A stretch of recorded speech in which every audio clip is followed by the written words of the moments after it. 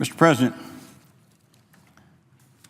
extending unemployment compensation benefits is one of the most important things, vital things, that we should be doing right now in Congress, both for the people who are unemployed, but also for our economy.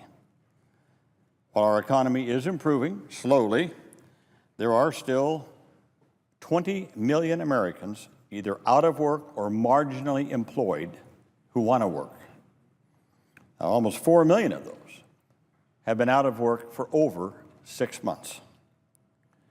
So faced with this reality, it is reprehensible that Congress failed to extend federal unemployment benefits at the end of last year, 3 days after Christmas. So to correct this failure, last week, the Senate began considering a bill intended to extend those benefits. And I wholeheartedly support this effort. As our economy makes steady improvements on the long road to recovery from the Great Recession, we should continue to support our fellow Americans who are out of work through no fault of their own. The way to do that is to restore a federal unemployment insurance program for the long-term unemployed. But to garner the votes needed to pass the unemployment insurance extension, my colleagues on the other side of the aisle insisted that we find a way to, quote, pay for it through cuts to existing programs. Cuts that one columnist for the Los Angeles Times said were Swiftian in their absurdity and cruelty. I refer here to an article that appeared in the January 10th issue of the Los Angeles Times by Michael Hiltzik, Hiltzik.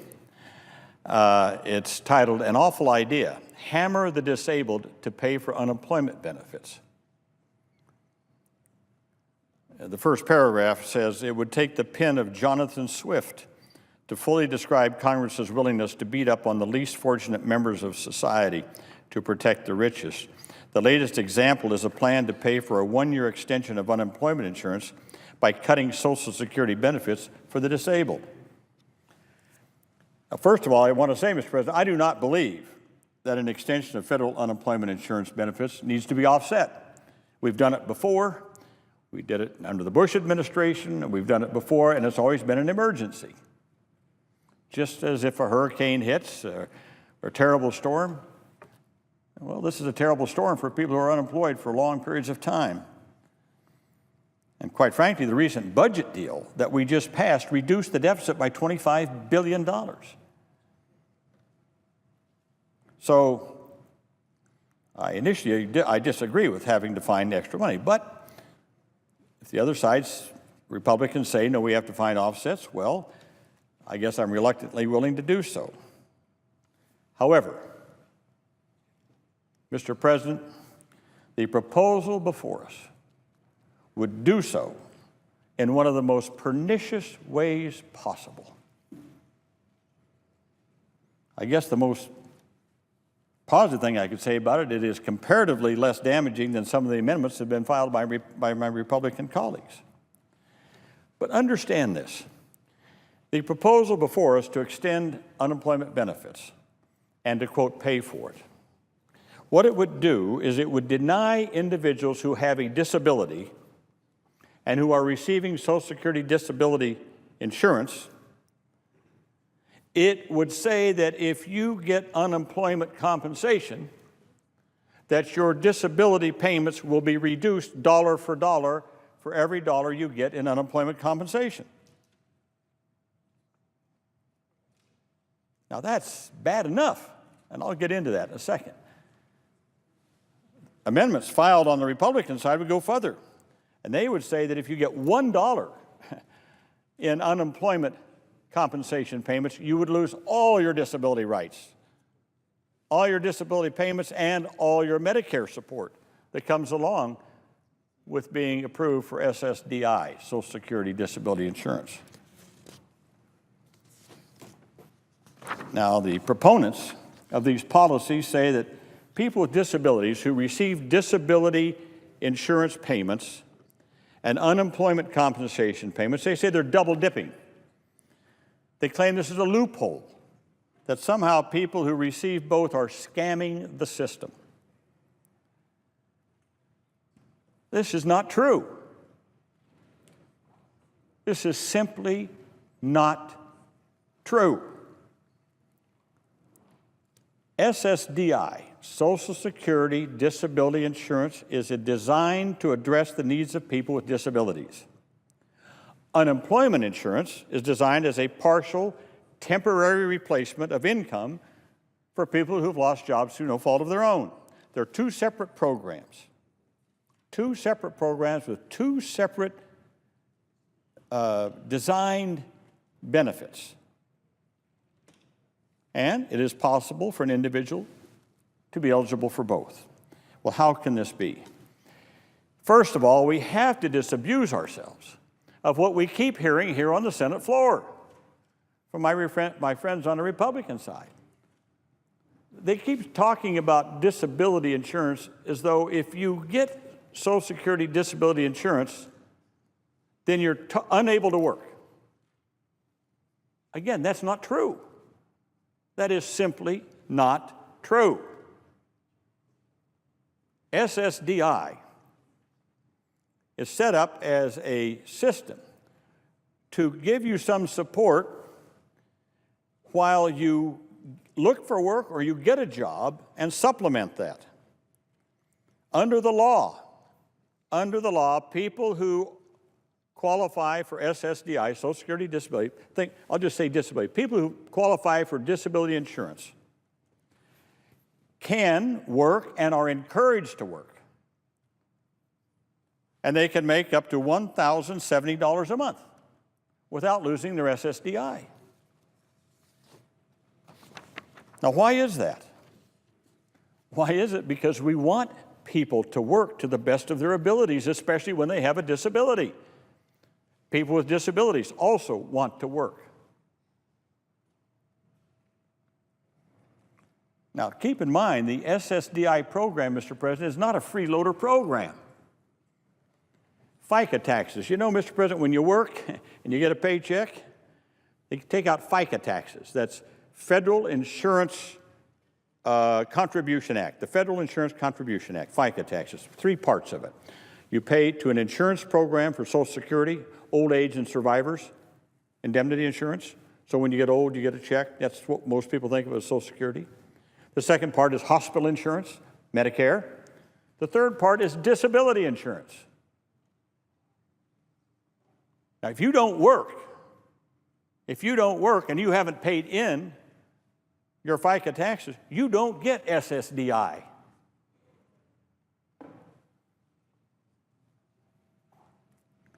Listen to this. An adult becomes eligible for disability insurance compensation when they have worked at least 10 years. And at least 5 of those years, you have had to have worked at least 10 years and at least 5 years prior to getting Social Security disability. And you have to have earned at least $4,800 a year. You have to at least earn $400 a month for 5 years before you even qualify. So this idea that I keep hearing about, oh, someone works for 4 weeks and then they go out and file for disability and then they're on disability for the rest of their lives is nonsense. That's not true. And yet you just keep hearing these stories going round and round. You have to have worked 10 years and you have to work 5 years prior to receiving it. You have to have worked and made at least $4,800 a year before you even qualify. Then let's say you do become disabled and you file for disability. What's your chances of getting it? 1 out of 3. For every 3 persons who file for Social Security disability insurance compensation, only 1 out of 3 actually get it. Why is that? You've got to go through a long evidentiary process, a medically evidentiary process. And administrative law judges can send you back to get further opinions. So it's not something you just file for and you get it. Only 1 out of 3 qualify. And so That's why, Mr. President, if a person works and pays taxes, your FICA taxes, and that person is laid off, if that person is laid off, they can get unemployment. But if they also qualify for disability insurance, they should get that if they've paid into the system. People with disabilities who work and pay into that system can also be eligible for unemployment compensation. Why shouldn't they get that? Listen to this. If we deny people with disabilities their right to the insurance they've paid for, we are discriminating against a group of people in a way that no other group is singled out. In other words, we are discriminating against you just because you're disabled. How do you like that? Is that what we're about? We're going to discriminate against you just because you're disabled, because if you're not disabled, you won't be discriminated against. If you're not disabled, you'll get your unemployment compensation. You might even be eligible for some other government programs, Section 8 housing or something like that. We don't take that away. But God forbid, if you become disabled and you're working, you're disabled, you get a disability check, you go to work. You can work up to $1,070 a month, and you're working, providing a little bit of extra income so you can live independently, maybe provide a few things for yourself. But you, and only you, if you get unemployment compensation, we're going to take away your disability payments. Only you, nobody else. Nobody else is denied their full unemployment compensation. Only people with disabilities under the bill that we have. Let me provide a real-life example of what this means to a real person.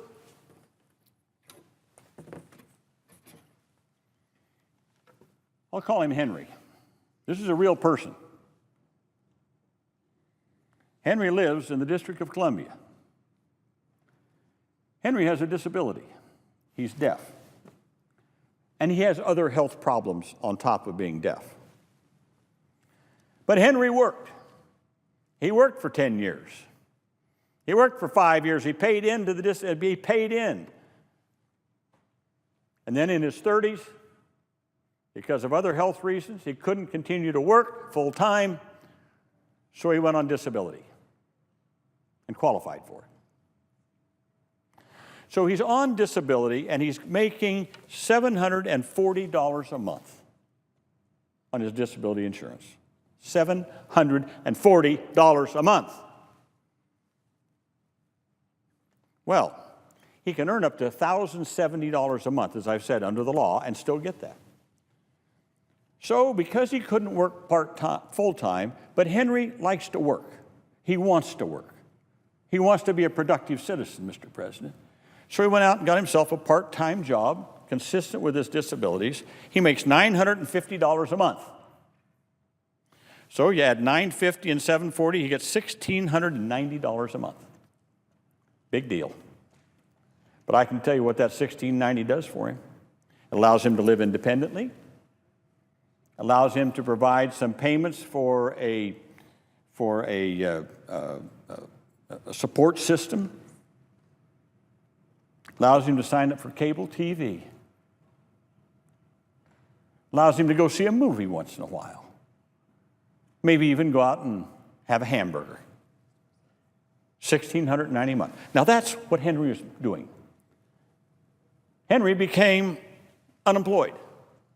But now, mind you, every month he worked and made $950 a month, he paid in. He paid into his FICA taxes every month. Now he gets unemployed.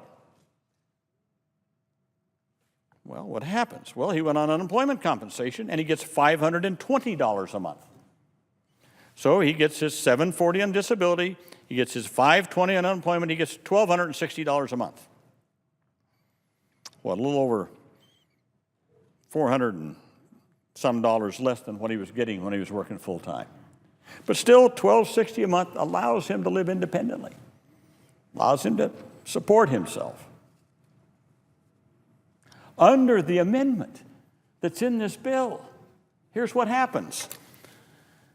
He gets his $520 in unemployment, but his disability is reduced to $220 a month. Now Henry is getting $740 a month. What's he going to do?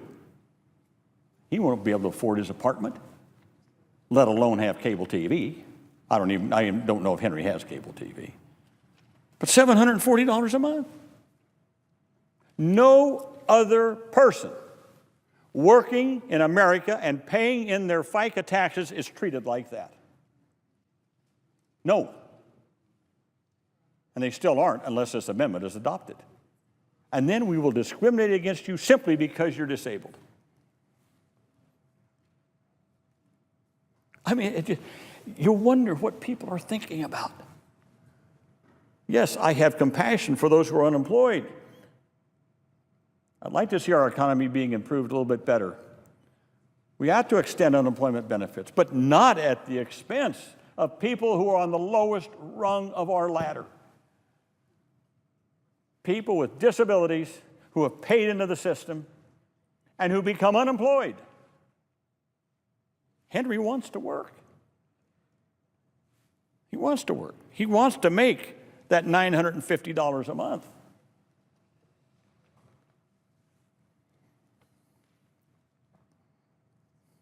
Pernicious? Pernicious. That's just a fancy way of saying this is abominable, that we would even consider such a thing. That we would even consider it. Henry's not double dipping. He's not scamming the system. He's not a slacker. He's not defrauding anybody. He's only getting what is rightfully his because he paid into the program.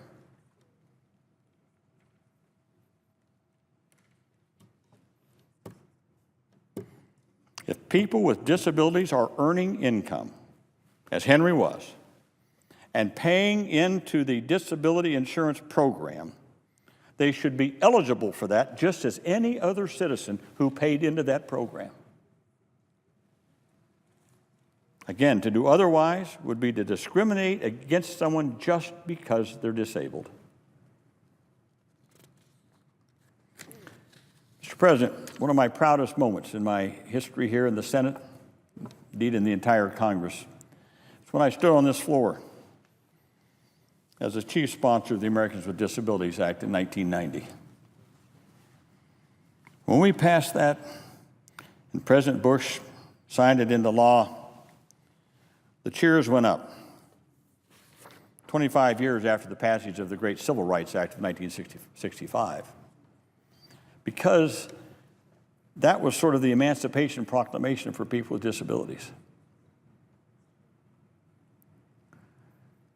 And because of that law, we have encouraged people with disabilities to work. They want to work. Now we just want to break down the barriers, provide for accommodations and transportation and ramps and widened doors and all the other things that make it possible for people with disabilities to get a job and go to work. Change the system. Oh, I can remember when we had the hearings, we had people come in and testify, well, employers said we'd hire people with disabilities, but sometimes they don't show up for work and this and that. And well, I looked into it and found out they couldn't get the bus. They couldn't get on the bus because the bus wasn't accessible.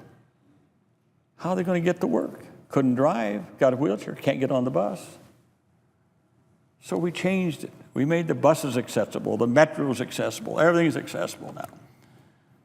And people with disabilities are working and they want to work. But now we're saying to them, you can work. Like Henry here, you can work and you should and you can make, and you can get it. If you qualify for disability insurance, you can get your disability insurance and you can make up to $1,070 a month because we would like you to work, you want to work. But if you pay into that system and you become unemployed, you're going to go, like Henry, from $1,690 a month to $740 a month. simply because we're discriminating against you. What kind of a signal does that send? That's why this provision is opposed by members of the entire disability community. ARC, the National Disability Rights Network, the National Organization of Social Security Claimants Representatives, American Association of People with Disabilities, and on and on and on. And I ask unanimous consent that a letter expressing opposition to this proposal from these groups be included at the end of my remarks, Mr. President. So, without objection. So as much as I support extending unemployment insurance for the long term, we shouldn't, as this article said. And by the way, I also ask consent that this article from the LA Times appear at the end of my remarks also, Mr. President. Without objection. As I pointed out, you hammer the disabled to pay for unemployment benefits? It just, you sometimes wonder. Now look, I want to be clear about one thing. I don't ascribe bad motives to anybody in this body. Not in the least. As a matter of fact, I am told that there will be a motion to strike this provision in the when we vote on this, on the cloture on this tomorrow. There'll be a motion to strike this provision, and that's good. And I hope it's generally supported by everyone here. So I don't ascribe bad motives, but what happens is sometimes we don't think these things through. Someone starts this thing and says, oh, they're double dipping, they're scamming the system, and all of a sudden it sounds, oh my gosh, yeah. But when you look into it and you examine it and you find out that, wait a minute, these people have been paying in their FICA taxes. They've been paying it in. And yet you're saying just because you're disabled, you don't get it if you become unemployed. I just don't think, we were busy around here, you look at different things, so there's no bad motives on any part. But I want to take the floor to set the record straight and to let everyone know just what's at stake here.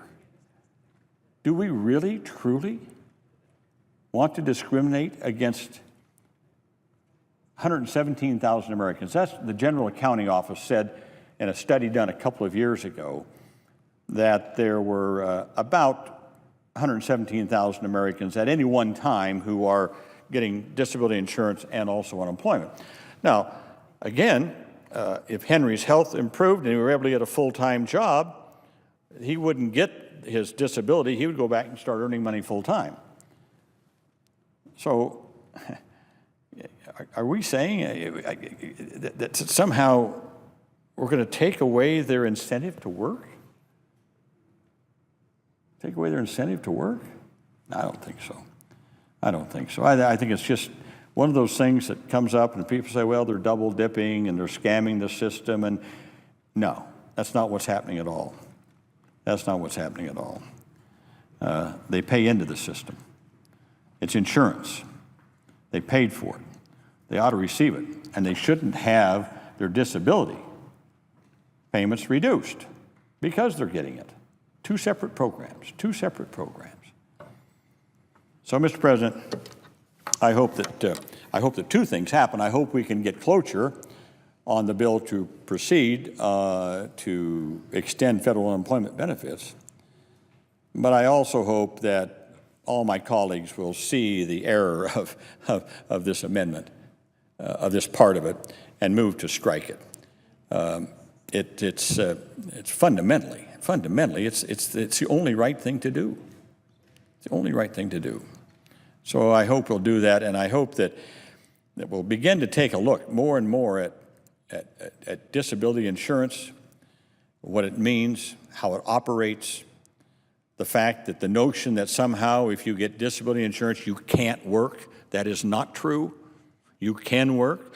If you're able to work, and you can earn up to $1,070 a month without losing your disability payments.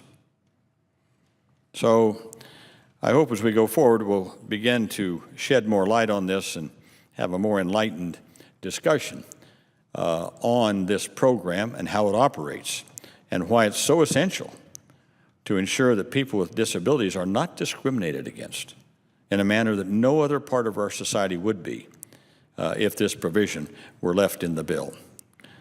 So, Mr. President, with that, I yield the floor, and I note the absence of a quorum.